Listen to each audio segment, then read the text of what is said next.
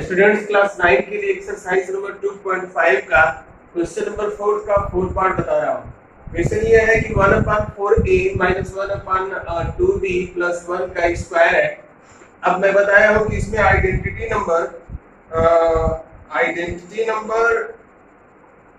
4, इसमें identity number 4 मतलब जो चौथा नियम था वो लगेगा।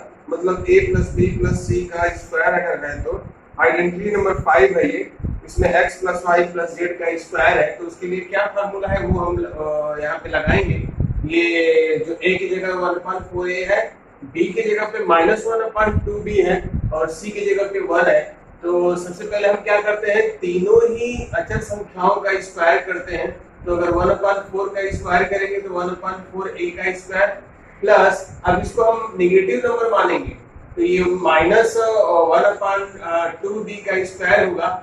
उसके बाद जो तीसरा जो संख्या है वो 1 है, तो 1 का स्क्वायर होगा प्लस 2 इंटू पहला पद इंटू दूसरा पद। तो पहला पद 1/4a है और दूसरा पद जो है -1/2b है।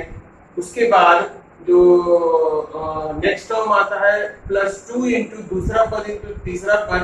तो दूसरा पद -1/2b है और तीसरा पद 1 है। उसके बाद जो इसके बाद वाला पद आता है 2 इंटू तीसरा पद इंटू पहला पद। तो तीसरा पद 1 है और पहला पद 1/4 है। अब इसको हम एक्सपेंशन करना है, इसको हम करके देखते हैं। 1/4 a का अगर हम स्क्वायर करेंगे तो 1/16 और a का स्क्वायर करेंगे तो a स्क्वायर। माइनस का कभी भी हम स्क्वायर करते हैं तो पॉजिटिव आता है, तो ये जो है नंबर जो नेगेटिव था वो पॉजिटिव हो गया। तो 1/4b स्क्वायर, फिर 1 का स्क्वायर 1 ही होता है। अब देखिए यहाँ पे तीन पद है, तीनों का मल्टीप्लिकेशन है। +2 जो है प्लस में है, 1/4a प्लस में है, -1/2b माइनस में है। तो इसमें से दो प्लस में है, एक माइनस में है, तो इसका जो आंसर होगा वो माइनस में ही होगा। और इस 2 से ये 2 कट गया, बचा 1/4a इंटू b। उसके बाद जो इसके बाद वाला पद है, तो इस 2 से ये 2 कैंसिल आउट और इसमें भी दो पॉजिटिव है एक नेगेटिव है, तो इसका भी आंसर नेगेटिव में ही आएगा। केवल b बचा है, तो ये आंसर -b हो गया। उसके बाद तीसरा पद है 2 इंटू 1 इंटू 1/4, ये तीनों ही पॉजिटिव है, तो इसका आंसर पॉजिटिव ही आएगा। और इस 2 से ये 4 कट जाएगा 2 टाइम में, तो 1/2a। नंबर 5 का सेकंड है, क्वेश्चन नंबर 5 का सेकंड फैक्टराइज करना है आपको। मैं सेकंड लिया हूं 2x² + y² + 8z² - 2 into √2 into x into y + 4 into √2 into y into z - 8 into x into z। अब ये आपको फैक्टराइज करना है। यहाँ पे हमको क्या दिख रहा है कि ये तीन स्क्वायर वाले टर्म है और ये तीन जो है 2 into x into y, 2 into y into z, 2 into z into x वाले पद है। अब हमको इसको जो है स्क्वायर के रूप में लेके आना है। तो सबसे पहला काम तो हम स्क्वायर के रूप में करते हैं। तो 2 किसी का स्क्वायर है, तो वो है √2 का स्क्वायर। और x तो पहले से ही x का स्क्वायर है, x² तो पहले से ही x² का अगर हम रूट करते हैं तो x के रूप में आएगा।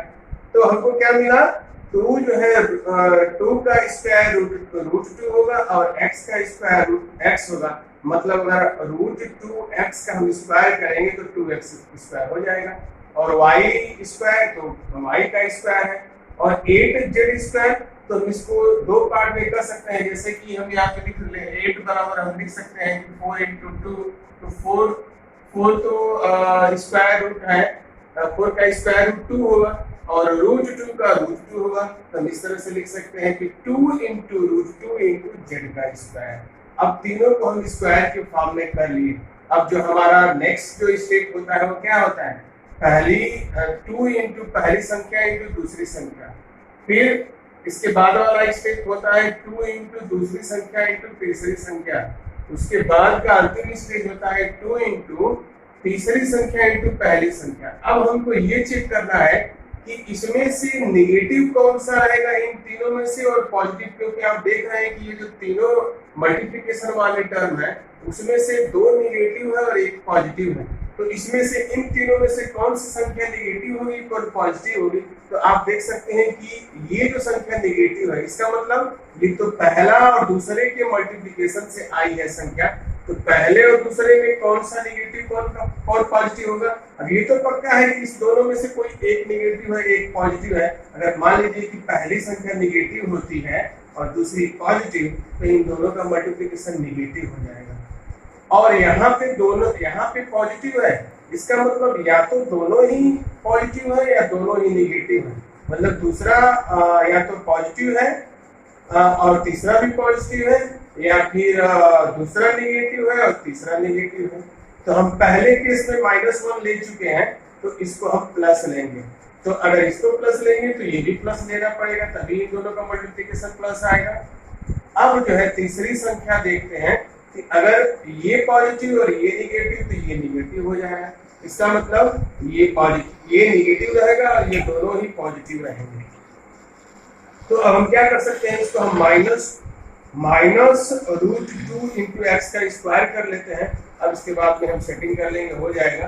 तो यहाँ पे कौन सा पद आएगा, +2 इंटू पहली संख्या -√2 इंटू एक्स और दूसरी संख्या y। फिर जो इसके बाद वाला स्टेप आएगा 2 इंटू दूसरी संख्या इंटू तीसरी संख्या। तो तीसरी संख्या क्या है, 2 इंटू √2 इंटू z।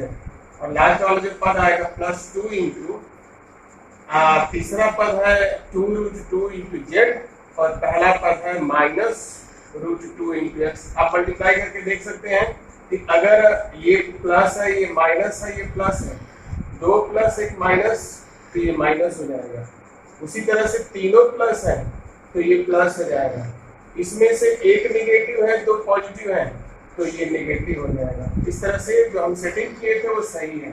और ये अब इस फॉर्मूले पे रहेगा, यहाँ पे यहाँ पे x² है या y² है, यहाँ z² है, +2 into x into y, +2 into y into z, +2 into z into x. तो हम लिख सकते हैं कि -√2 into x plus y +2√2 into z का स्क्वायर का फॉर्मूला। क्वेश्चन नंबर 6 का फोर्थ पार्ट देखिए। इसमें x - 2/3y का क्यूब करना है आपको। ये x की जगह पे है और ये y की जगह पे है और इसका क्यूब करना है। तो इसमें जो है घन वाला आइडेंटिटी लगेगी, मतलब x - y क्यूब की आइडेंटिटी लगेगी। तो इसमें क्या होता है कि पहली संख्या का क्यूब माइनस दूसरी संख्या का क्यूब -3 इंटू पहली संख्या इंटू दूसरी संख्या, और ब्रैकेट के अंदर इसी चीज को लिख देते हैं, मतलब x - 2/3 इंटू y। इसका हम एक्सपेंशन करते हैं, देखते हैं क्या आता है। x तो x का क्यूब तो x क्यूब ही होगा, फिर 2 का क्यूब 8 और 3 का क्यूब 27 और ये y का क्यूब y क्यूब होगा। और माइनस, अब यहाँ पे आप देख सकते हैं कि ये 3 था और यहाँ पे 2/√3 से 3 कट गया, तो अब ये केवल 2 बचेगा, 2 इंटू एक्स इंटू वाई, और बीच में क्या बचा, x - 2/3y। इसका अगर हम ब्रैकेट को तोड़ेंगे तो क्या होगा, ये तो दोनों कॉपी कर लेंगे, x³ - 8/27y³ और -2। अब इसमें 2 इंटू एक्स वाई से मल्टीप्लाई होगा तो -2 इंटू x²y, और ये जो नेगेटिव था वो पॉजिटिव हो जाएगा, प्लस 2 से 2 का मल्टीप्लिकेशन 4 और अपॉन 3 और x इंटू y²। उसके बाद स्टूडेंट क्वेश्चन नंबर 7 का सेकंड पार्ट देखिए। एक संख्या दी हुई है 102 और इसका क्यूब करना है। वैसे तो हम चाहे तो 102 को 3 बार मल्टीप्लाई करने से इसका आंसर निकल सकता है, लेकिन कहा है कि इसमें आइडेंटिटी का यूज करके इसका आंसर निकालना है। अब आइडेंटिटी कौन सा हम इस्तेमाल करेंगे कि अगर हम 102 को 100 इंटू 2 लिखते हैं तो ये क्यूब उसका हो सकता है। अब यहाँ पे x + y का क्यूब का फॉर्मूला हम लगा सकते हैं। तो इसमें क्या होता है, x³ + y³ + 3 into x into y plus x + y। x की जगह पे 100 है, y की जगह पे 2 है, तो 100 का क्यूब प्लस 2 का क्यूब प्लस 3 इंटू 100 इंटू 2 और ब्रैकेट के अंदर 100 - 2। अब इसको हम सॉल्व कर लेते हैं। 100 का क्यूब मतलब 10 लाख हो गया, उसके बाद 2 का क्यूब 8 हो गया, उसके बाद 3 इंटू 100 इंटू 2, इन तीनों को मल्टीप्लाई करेंगे 600 आएगा और इन दोनों को जोड़ देंगे 102 होगा। उसके बाद ये दोनों को उतार लेना है ये 10 लाख होगा और ये 8 होगा। इसको मल्टीप्लाई करेंगे तो 61,200 आएगा। अब इन तीनों को जोड़ देना है। अगर इन तीनों को जोड़ेंगे तो 10,61,208 आपका आंसर आएगा। Okay students, thank you.